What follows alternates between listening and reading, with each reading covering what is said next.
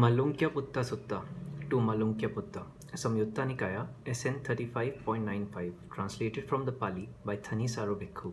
Reading from accesstoinsight.org, Thursday, July 21st, 2022. Then Venerable Malunkyaputta, who was ardent and resolute, went to the Blessed One, and, on arrival, having bowed down to him, sat to one side. As he was sitting there, he said to the Blessed One, "It would be good, Lord, if the Blessed One would teach me the Dhamma in brief, so that, having heard the Dhamma from the Blessed One, I might dwell alone in seclusion, heedful, ardent, and resolute." Hear now, Malunkyaputta, what will I say to the young monks when you, aged, old, elderly, along in years, come to the last stage of life, ask for an admonition in brief? Lord, even though I am aged, old, elderly, along in years, come to the last stage of life, may the Blessed One teach me the Dhamma in brief. May the One well gone teach me the Dhamma in brief.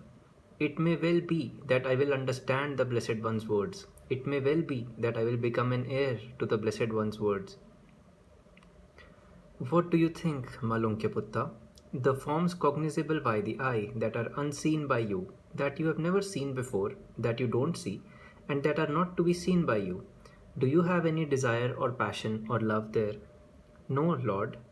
The sounds cognizable by the ear, the aromas cognizable by the nose, the flavors cognizable by the tongue, the tactile sensations cognizable by the body, the ideas cognizable by the intellect that are uncognized by you, that you have never before cognized, that you don't cognize, and that are not to be cognized by you. Do you have any desire or passion or love there? No, Lord. Then, Malunkyaputta, with regard to phenomena to be seen, heard, sensed, or cognized, in reference to the seen, there will be only the seen. In reference to the heard, only the heard. In reference to the sensed, only the sensed. In reference to the cognized, only the cognized. That is how you should train yourself.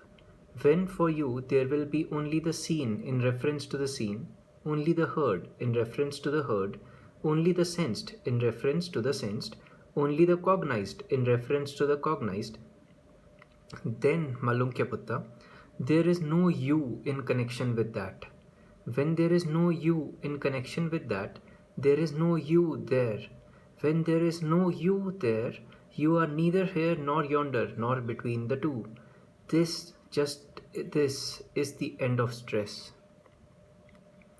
I understand in detail, Lord, the meaning of what the Blessed One has said in brief. Seeing a form, mindfulness lapsed, attending to the theme of endearing, impassioned in mind, one feels and remains fastened there. One's feelings, born of the form, grow numerous. Greed and annoyance injure one's mind. Thus, amassing stress, one is said to be far from unbinding. Hearing a sound, smelling an aroma, tasting a flavor, touching a tactile sensation, knowing an idea, mindfulness lapsed, attending to the theme of endearing, impassioned in mind, one feels and remains fastened there. One's feelings, born of the idea, grow numerous. Greed and annoyance injure one's mind. Thus, amassing stress, one is said to be far from unbinding. Not impassioned with forms, seeing a form with mindfulness firm, dispassioned in mind, one knows and doesn't remain fastened there. While one is seeing a form and even experiencing feeling, it falls away and doesn't accumulate. Thus one fares mindfully. Thus, not amassing stress, one is said to be in the presence of unbinding. Not impassioned with sounds, not impassioned with aromas, not impassioned with flavors, not impassioned with tactile sensations, not impassioned with ideas, knowing an idea with mindfulness firm, dispassioned in mind, one knows and does not remain fastened there. While one is knowing an idea and even experiencing feeling, it falls away and doesn't accumulate. Thus one fares mindfully. Thus, not amassing stress, one is said to be in the presence of unbinding. It's in this way, Lord, that I understand in detail the meaning of what the Blessed One said in brief. Good, Malunkyaputta, very good. It's good that you understand in detail this way the meaning of what I said in brief.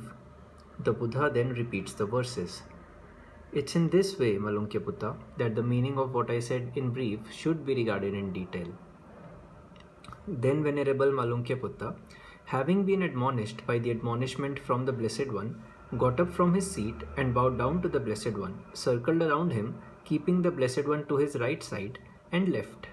Then, dwelling alone, secluded, heedful, ardent, and resolute, he in no long time reached and remained in the supreme goal of the holy life, for which clansmen rightly go forth from home into homelessness, knowing and realizing it for himself in the here and now.